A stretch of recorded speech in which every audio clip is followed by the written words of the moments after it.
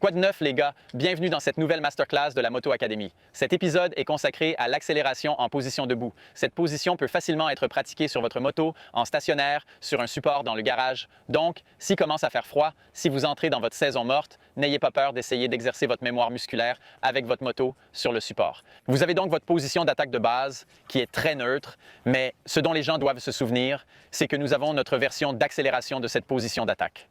Nous avons également une version de freinage de la position d'attaque. La différence avec la position d'accélération, c'est qu'il faut tenir compte de la force qui veut nous arracher à l'arrière de la moto. Ainsi, à chaque fois que vous allez tourner l'accélérateur et accélérer, vous devez vous assurer que votre tête avance en conséquence pour compenser la force qui vous tire de l'arrière du vélo. Pour compenser la force qui vous tire vers l'arrière, il y a deux choses essentielles à garder à l'esprit ici. Vous serez toujours sur les repose-pieds. C'est la partie la plus difficile parce que vous allez sentir cet étirement dans vos mollets, vos ischio-jambiers, tout l'arrière de votre jambe lorsque vous gardez vos genoux en arrière. En arrière. Je vais faire une charnière au niveau des hanches du mieux que je peux. Il ne s'agit pas d'une position où je pousse tout vers l'avant. Ce serait une erreur courante. La tête est en avant, mais tout le bas du corps suit. Au lieu de cela, je vais plutôt me pencher vers l'avant au niveau des hanches, pousser ma poitrine et ma tête vers l'avant du vélo. Et je vais vous dire, c'est super gênant et inconfortable, raide, rigide. Tous les adjectifs inconfortables quand on est à l'arrêt.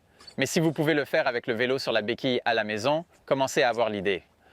De redescendre en position de freinage, d'avancer en position d'attaque,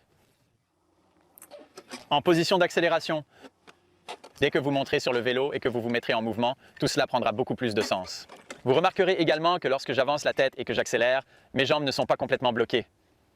Mes jambes ne sont pas en blocage complet, mais elles en sont très proches. L'accélération équivaut donc à une jambe droite, la décélération à une jambe pliée. Jambe fléchie. Encore une fois, l'une des erreurs les plus courantes que je vois est celle du cycliste qui apprend la position d'attaque, mais qui reste ensuite bloqué dans une position d'attaque statique et qui n'arrive pas à s'adapter. Dans une position d'attaque statique et ne bouge pas à l'intérieur de celle-ci. Si vous êtes ce type, vous serez toujours confronté à la chute à l'arrière du vélo et à l'effondrement de l'avant du vélo lorsque vous freinez et décélérez.